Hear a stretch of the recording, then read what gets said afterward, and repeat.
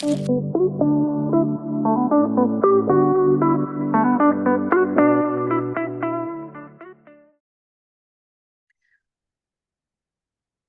are back for the next We Career Sandwich podcast. Hi, Dennis.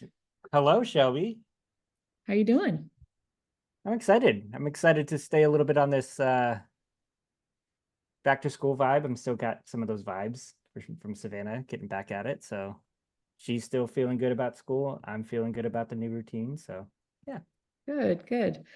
Yeah, I think for everyone listening, when Dennis and I were thinking through what we wanted this week's podcast to be, last week, if you tuned in, we talked about change and just really simple ABC framework that we have of how you can get through big change and transition in your life and in your work.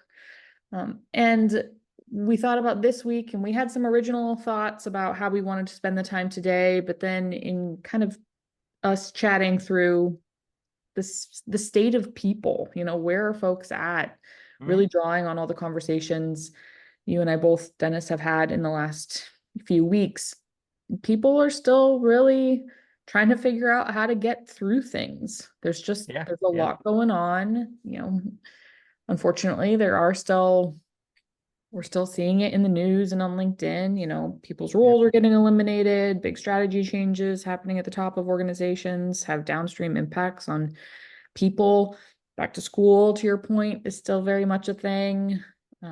It's September in just a few days, and I think there is this overall, I don't want to call it angst, but it does feel a little angsty out there Yeah. Yeah. right It now. definitely I definitely agree. I think there is definitely this uptick I'm seeing in companies like exploring other transitions. I think I saw in the news, maybe I think it's Microsoft maybe doing another Oh, really? pretty big shift. Yeah. So I think we're in that season again, which is tough to read. But we talked about kind of what you can do as an individual last week around change. And I think this week we were like, hey, why don't we talk a little bit about if you're in a position of leadership, right? And you're leading a team, how do you lead them through it, right? I think that's the biggest part here too, is there's two parts of these big transitions like this, and it's the individual, but it's also the folks who are leading it. So I think that's Mm, what we wanted to talk about a little bit today. yeah.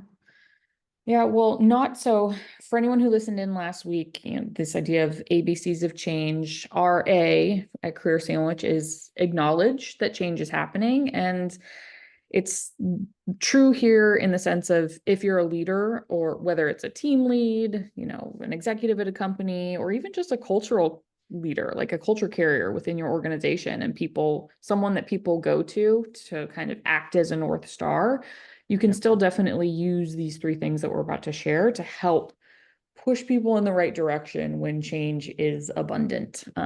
But Yeah. um, definitely like to acknowledge the moment, like first and foremost, before you do anything as a leader, when something change related is happening or big transitions, whatever it may be, is acknowledge the moment with facts. Feelings are going to be abundant depending on the level of change. If there's someone's project timeline got changed, there's maybe some mid-level feelings there, frustration, curiosity, why is this changing, whatever it may be. But obviously there's all sorts of change with all sorts of um, scales of emotional reactions that could Yep. happen. Yep. The Yep. most obvious and kind of biggest impact example I can think of is if there's a reduction in force and if teams experience layoffs, people who Mhm. were impacted by the layoffs will obviously be feeling a lot of things, and those who remain after Yeah. um, a change of that degree will obviously have some big feelings as well. And while it's easy to want to dive in and Get back to work. get into the feelings with Yeah. people and Yep. teams and stuff, the best, and this is backed in the Kubler change curve science, like the best thing you can do straight out the gate is arm people with facts. What Yep. happened? When did it happen? Why did it happen? Avoid projecting feelings onto things and instead just arm people with information. And it's a common misconception that, more information will overwhelm people or, Mhm. you know, confuse them or give them something to chew on that maybe they don't need. And Yeah. everything out there tells us that the reverse is true. Like information, Dr. Becky says it really clearly all the time. Information does not scare people. Lack of information scares people because then they're left to their own devices Yep. to tell themselves stories. Yeah. This is definitely that moment where like clear is kind, right? Acknowledging it, explaining it, putting it all out there. Because like you said, everyone reacts to change just a little bit different. And distributed work, I think these moments get magnified, right? You find out like by going to Slack, the person you're working with yesterday, that person is no longer here.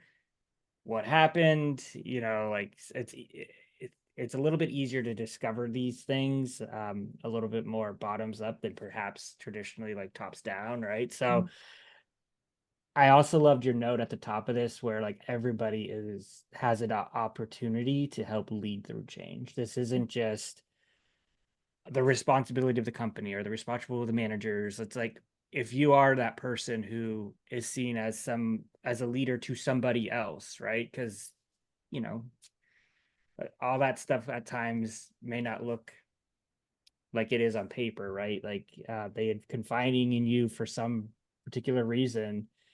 This is your opportunity to step into that and be that leader, right? So I think by that means also probably, like you said earlier, keeping your feelings aside. If someone's coming to you, they want to know they either just want to be heard right now, or they want to maybe get a little bit of information they may not have got from someone else. But I think keeping the gossip aside, clear is kind, recognize that what that position is for you. I think that's a great step one to leading through change. Yeah. Well, I think that's actually a really nice bridge to the second thing that you can do as a leader, which is once you've done that fact setting, hey, you get everyone on the same page about the facts. Here's what happened. Then you can move into the feeling side of things because I promise you there will be feelings and they'll be all over the map, right? Yes, there will be. Some people might feel relief, some people might feel super confused, some people will be angry, ticked off. The key in this moment is to not try to convince someone out of their feelings. Instead, you want to acknowledge the feelings and let them exist. So it's like care about them, but don't try to change them. That's something that, we do all the time. It's in our instinct to try to fix, right? Like, oh my God, it's everything's going to shit. Like everything's going to blow up. What's going on? What's happening? What's happening? Our instinct is to grab it and say like, no, it's going to be fine. I promise. Like, don't worry. Like it's fine. And what that actually does is tells the person that you're talking to that the thing that they're feeling, that angst, that frustration, that anger, that sadness, whatever it may be, you're actually telling them like, no, like that's not like you shouldn't feel that way. Like it's gonna be fine. What you're feeling isn't valid. And of course that's not the intent, but that's the subtext message that we send to people when we try to convince them out of their feelings. And so in moments like this with big change, again, we'll use the example of, people were let go. If you're a leader helping the team that's still around try to get through it, that is like by far second most important piece of advice. Like care about those people's feelings, but don't try to change them. And shoot yourself in the foot. And I think that, and I may be speaking for myself, but I think, well, no, I think the other component to caring here is like truly like caring, right? Like people are gonna read that, like if you're just saying the things, Mhm. but this also is the work that's done before this moment, right? Mhm. Building trust with your team, like going to work with them and like really like building that kind of level of like, I have you, really pays off for moments like this when you have to make tough decisions, um and help people through a change. They already know that you have them, and this idea of true empathy, understanding, and care is a lot easier if you're practicing it on a bit of a regular basis with your team. So Totally. you Totally. can definitely read it when it's pretty fake. And I think Mhm. that's it just makes people more angry. Yeah, So for sure. Yeah, it feels inauthentic. And it I is. got you, but I got to go on to this next call. It's not the way you want it to go. Yeah. Yeah, Yeah. totally. Yeah. So what else do we have here? Well, I think the third thing, if you're a leader, again, like just to kind of make this as clear as possible for everyone listening, step one, state the facts, like always start there. It's the best foundation you can stand on. Step two, care about your people's feelings. Don't try to change them.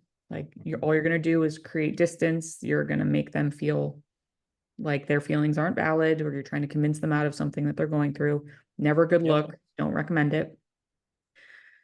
The third kind of critical step as a leader to move people through is to continuously check in, to your point. Like continuously looks like not just in that moment, but do pre-work all the time to have a pulse on where your folks are at. And then through change like this, um, you know, figure out the right cadence to not have your team feel like they're going through this alone. Yep. Yep. It's a little difficult to specifically prescribe something here on like what does great or really effective meaning like continuous check-ins look like. It really does depend on the team, and it really does depend on the gravity and scale of the change, and there's a lot of things at play there. So this is probably the one that requires the most critical thinking work as a leader. Mm-hmm. Mm-hmm. You really Yeah. got to read the room. You really got to like figure out, okay, what do people need right now? And how do I slot in to support them? Yeah. And I would say what's nice about like if you're kind of looking at this as like a literally 1, 2, 3, and step one, you may automatically send out some additional one-to-one time over the next week or two, right? Like maybe you kind of just err on like more check-in and let that individual decide how if they need that time or not, right? But I definitely think where a lot of folks can go wrong here is they just don't bake that. They do the thing, they do what's asked of them, and then next thing you know, it's like I said earlier, come back Monday or Tuesday and it's back to work, and they just expect everybody else to just jump on board right away. And Mhm. some people are going to take a little longer, right? Some people are going to be, you know, ready, I get it, moving through it. Like you said, Shelby, like everyone has different altitudes here, and it's going to take different time, or it's going to take some time depending on who they are. But there is also a time as a leader that you may have to tell somebody, okay, like we're at this point now where we've given you the time, we've given you the things, it's time to sort of like move forth. And like, I mean, it's also easy for people to just kind of get stuck, Mm, and I think we're not saying like give them forever, but I do think you again, you're going to have to lead them and coach them through it. mhm. Some people that could come in the form of just a very sincere, clear direction, but hopefully that's not coming, the next day. You're giving that person some time to process. But yeah. Yeah, yeah, totally. And I think that's it's a good example to use in terms of direction and where are we going. When you're going through a big change at the very beginning and you want to arm people with facts, that's probably not the exact right moment to, you know, give them all the details of like the Mhm. team's roadmap for the next few months and the big Correct. Yeah. board. Like, don't do that right in the moment when you're saying, hey, unfortunately, we had to let some folks go today. Mhm. Don't dive right into that. To your point, give it a little breathing room. But Mhm. the strategy there is like, take that same fact mentality. And when you do bring the team back together in, I don't know, a week, 10 days, whatever feels most right to you. Again, we can't really be prescriptive here. Let two things be true. Like, hey, you're allowed to feel all the things that you're feeling, and this is what we're being held accountable to. And Yep. here's like the timeline for these things. And here's Yep. when this Yep. stuff has to get done. And I think um, that letting both things exist is Yeah. really important. I agree, right? Because I think it creates a little bit of security in this moment of uncertainty, right? To be like, okay, like I know what I need to do. Like you're giving them a thing to look at and get back to work with or get back to business with, but you're doing it in a very positive um way. It's not just like you're not you haven't ignored their feelings, you haven't given, but you're getting them back on course as a leader should, right? Mhm. You're leading them through the tough stuff.